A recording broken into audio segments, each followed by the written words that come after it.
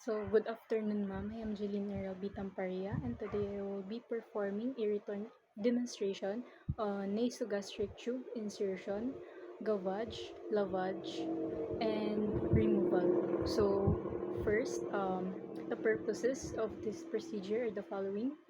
It is done to administer tube feedings and medications to the client unable to eat by mouth or swallow a sufficient diet without aspirating food or fluids in the lungs. Also, it is done to establish a means for suctioning stomach contents to prevent gastric distension, nausea, and vomiting. Also, to remove stomach contents for laboratory analysis, and to lavage or wash the stomach in case of poisoning or overdose of medications. So, for assessment, assess the client for a history of nasal surgery or deviated septum, the patency of Nears, then the presence of gag reflex, and the mental status or ability to cooperate with the procedure.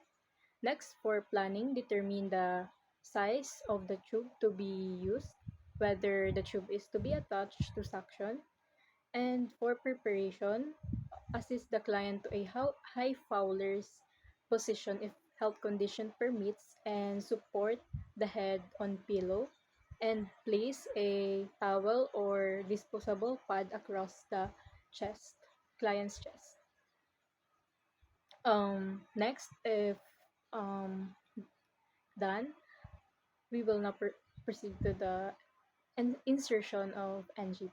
So first, confirms the physician's order, then identify the patient, introduce yourself, and explain the procedure. So, good afternoon, ma'am. I am Jeline Aralbi Tamparia, a second-year nursing student in CSPC. So, ano pong pangalan, complete name niyo po? Okay po. So, ngayon po ay mag-insert po tayo ng nasogastric tube sa sa ilong niyo po papunta sa tiyan niyo. So, dito po ipapadaan ang pagkain niyo, pati na po ang mga gamot na iniinom niyo. Ginagawa po ito kung nahihirapan po ang pasyenteng ngumuya, lumunod. At pwede din po itong gamitin upang makakuha po ng gastric juice or asido po or asido na laman ng inyong sa loob ng inyong tiyan.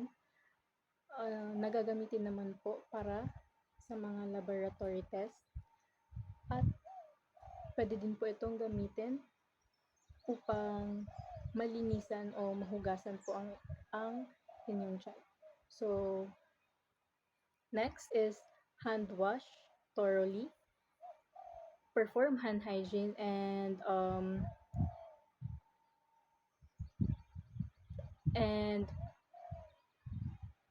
prepare and done appropriate PPE.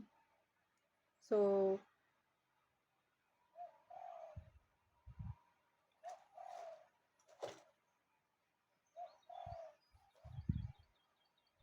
ala,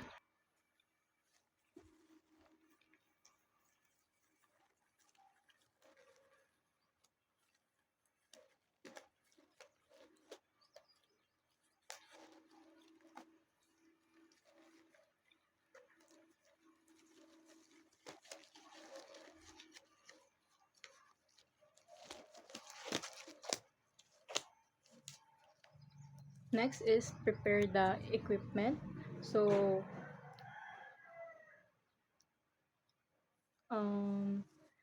a personal protective equipment or PPE, a gastric tube, a water-soluble lubricant, stethoscope, pH test strips, a 35 ml syringe or catheter or luer tip for adults, a tape securement device, a kidney emesis basin, a cup of water with straw, then a safety pin, a tongue depressor, clamp, suction canister, a disposable absorbent pad, flashlight or pen light, a skin protector, a measuring tape. Then after that, position the patient in high fowlers. Okay na. Then place a towel or absorbent pad over the chest. Then select the appropriate size of the tube. Then determine the appropriate insertion length. Then measure the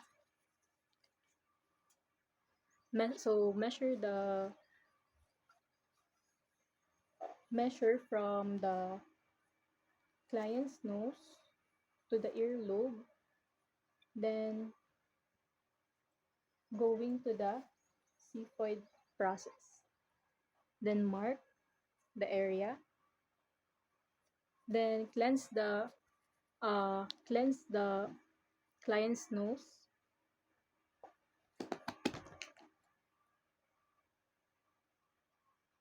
So cleanse the bridge of the nose of the client. Then examine the nostrils for deformity or obstruction by closing one nostril, then the other, and ask the client to breathe through the nose for each attempt.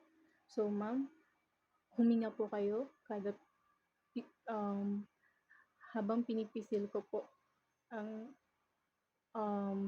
bawat side po ng inyo. So, hinga po. Then, ito naman pong kabilang side. Hinga po. Then, after that, lubricate. After that, lubricate the gastric tube.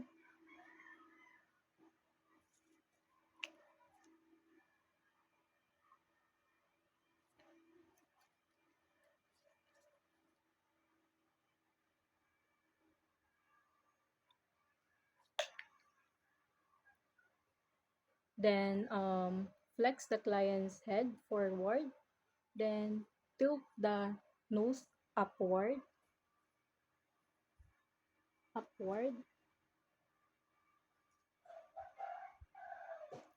Then and pass the tube gently into the nose as far as the back of the tube. Then guide the tube straight back.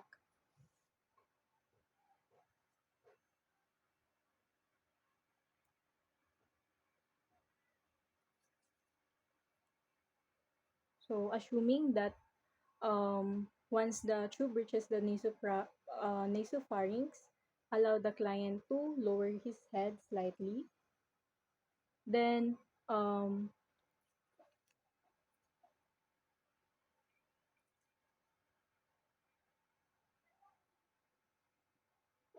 so instruct the client to swallow as the tube advances. So um, let the client have a sip of water and instruct them to swallow every time the tube will advance. So, ma'am, sip-sip po kayo ng tubig at lunok po habang nararamdaman niyo po na ipinapasok po yung tube. Then,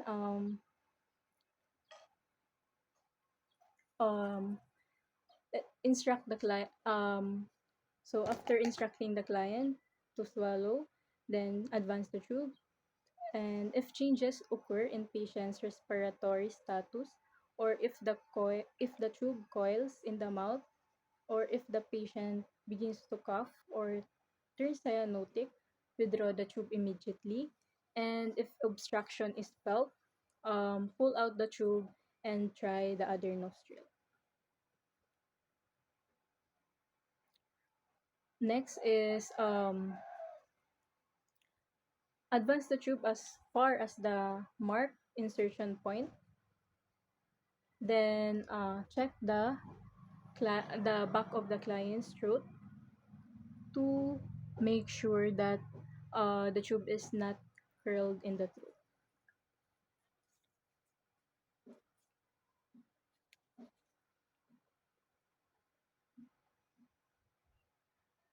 Next is check the correct.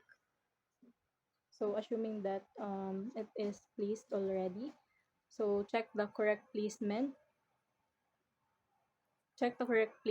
of the nasogastric tube by using two or more of the following.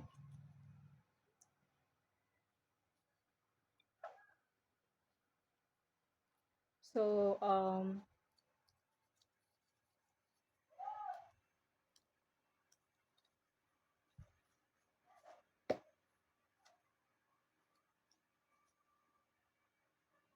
so first you can aspirate for stomach contents.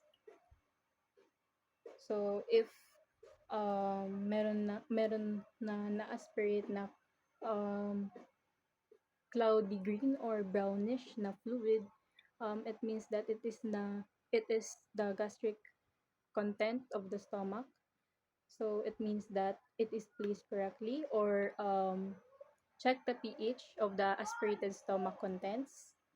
Then also it can be done through injecting 30 ml of air while auscultating with the um, stethoscope over the stomach area, listening for whoosh sound.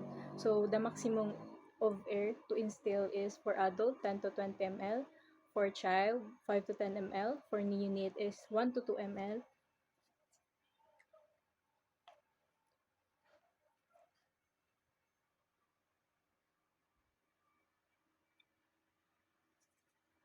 Then it can be also confirmed through an X-ray placement.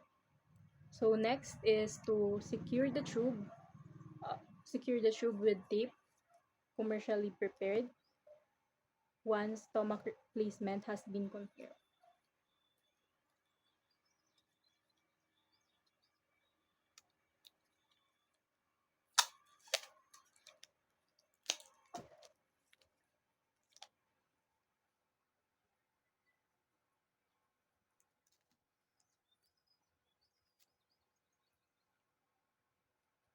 So secure the tube from the bridge of the nose using a leukoplast tape.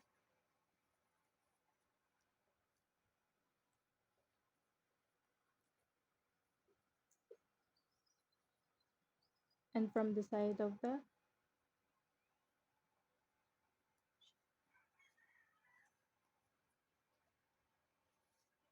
then fasten the tube loosely to the adult's client's gown with a safety pin.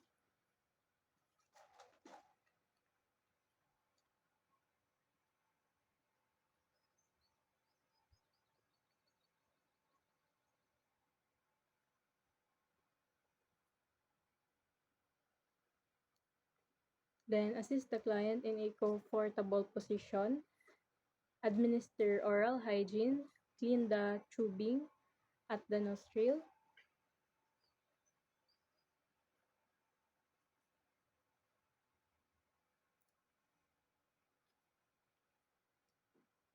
then remove gloves and wash hands, then record the procedure.